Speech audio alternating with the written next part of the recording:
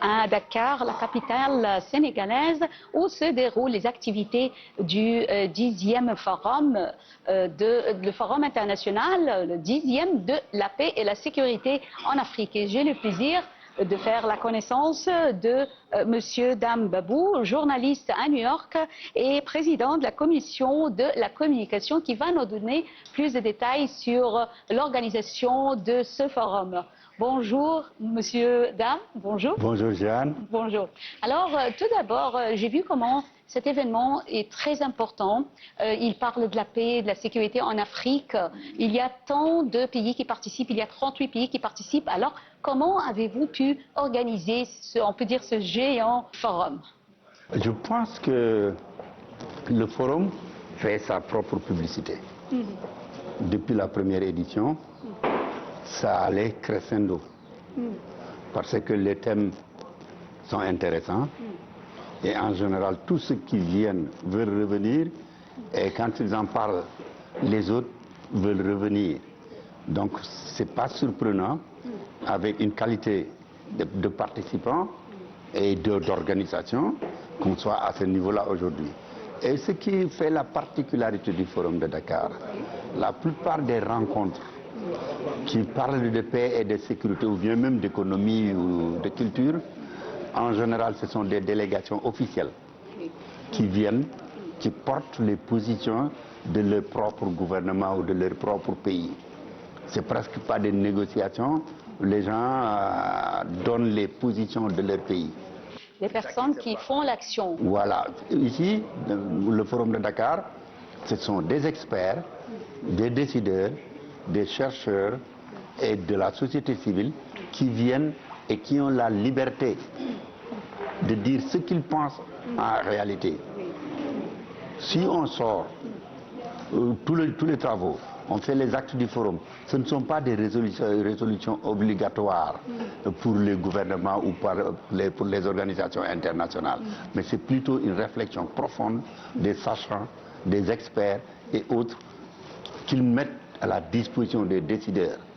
Ils en prennent ce qu'ils veulent en prendre. C'est ça, cette liberté de ton-là, je pense que c'est l'un des éléments majeurs de ce forum. Quelle est la différence, on peut dire, entre la 10e édition du forum et la première, par exemple, ou la deuxième? Bon, ce n'est pas pour rien que cette année, les organisateurs disent que c'est l'édition de la maturité. Après 10 ans, quand même, un enfant se tient debout, il peut courir, et peut marcher, et la tête haute. Donc, ce forum-là, je ne dis pas qu'on a rectifié, mais plutôt on a développé toutes les qualités des éditions passées. C'est ça qui explique cette forte participation et surtout la qualité des débats. Auparavant, à part l'édition, à part l'ouverture, les plénières et autres ne mobilisaient pas autant. Si vous allez aujourd'hui dans l'auditorium maintenant, c'est presque plein comme c'était à l'ouverture avec les chefs d'État. Je pense que ça, c'est quelque chose qui continue. Un succès et des réussites. Bien sûr. Une chose qui était très importante quand j'assistais ce matin à la cérémonie d'ouverture de ce forum, c'était la parole du monsieur le président sénégalais quand il a dit que l'Afrique doit être forte. Je crois que l'une des idées centrales de cette édition, c'est pour dire à l'Afrique que vous pouvez. Vous avez les moyens. Vraiment. Mais vous ne réaliserez pas dispersé. Ce n'est que dans l'unité que nous pouvons faire. Les questions les questions de sécurité, c'est comme la sécheresse. Elles ne connaissent pas la frontière. Elles ne connaissent pas la frontière. Alors, c'était une interview accordée à notre envoyé spécial à Dakar, Jehan Nabil. Et maintenant, toujours avec Jehan Nabil, et une interview avec Ndiaga Samb de la coalition Femmes Africa Solidarité. Alors, j'ai le plaisir de rencontrer Monsieur Ndiaga Samb de la coalition Femmes Africa Solidarité. Bonjour Monsieur Samb, bonjour. Oui, bonjour, ça va, Tout d'abord, puisque votre coalition, elle s'intéresse à la femme, alors quel est le rôle que joue cette coalition pour défendre les droits de la femme, notamment je parle en Afrique? Ok, en Afrique, c'est une organisation internationale qu'on appelle Femmes Africa Solidarité.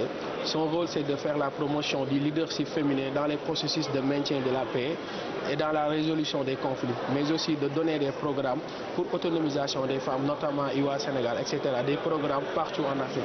C'est une organisation qui s'intéresse à l'autonomisation de la femme, mais aussi à l'égalité des sexes. C'est de créer une Afrique où l'égalité des sexes sont tellement promues par les États membres. Raison pour laquelle, lors des sommets des Unions africaines, on fait des réunions de plaidoyer, comme quoi que le genre est mon agenda de campagne. C'est une plateforme ou bien un programme créé pour mettre en lumière les différences, les diversités de genre dans la conception entre les jeunes, les femmes et les hommes, etc. En tout cas, c'est le rôle principal de cette organisation. Un autre sujet, alors, on a vu comment, lors du forum, on a abordé la transition politique, la souveraineté institutionnelle, bien sûr, et la légitimité des États. Veuillez nous jeter la lumière sur ce point essentiel du forum. Ok, lors du forum, cette question a été abordée sur la paix et la sécurité. Mais comme vous savez, la souveraineté institutionnelle a beaucoup de défis. Et ces défis-là, c'est important de les mettre en lumière. Il faudrait que les États africains prennent la responsabilité de se dire que l'erreur ne vient pas forcément de l'Occident. Il y a une partie ou bien un part qui intéresse les Africains. Une partie auquel les Africains doivent prendre en main leur destin. Et la souveraineté commence par là. Pour avoir une souveraineté institutionnelle, il faudrait que les États se mettent autour d'une table, comme ces genres de forums-là, essayer de se dire la vérité, de dire les choses en face sans tabou, et éviter de mettre l'Occident face aux défis. Parce que ça ne vient pas de l'Occident, ça vient de nous. C'est notre culture à nous d'avoir cette liberté. Il ne faudrait pas qu'on essaye de se victimiser. C'est vrai que la colonisation, elle a existé, les crises diplomatiques, les crises politiques, elles ont existé. Mais actuellement, nous voulons une Afrique égalitaire. Et cette Afrique-là, pour que cette Afrique soit souveraine, il faudrait que les Africains eux-mêmes prennent cette responsabilité, engager des dialogues, engager des réflexions, essayer de s'asseoir lors des conférences ou bien lors des forums comme ça à travers l'Afrique pour les pays de l'AES, pour les pays de la CEDEAO, de se dire la vérité, d'essayer d'engager des réflexions pour que l'Afrique puisse avoir sa souveraineté institutionnelle, quoi. On a vu comment le président sénégalais a remercié les coalitions qui aident au développement de l'Afrique. Alors, comment voyez-vous le rôle des coalitions dans le développement de l'Afrique? Ouais, c'est important. Pour moi, les coalitions, les organisations internationales qui sont là pour appuyer les pays africains dans la conception de la paix et de la sécurité, c'est très important.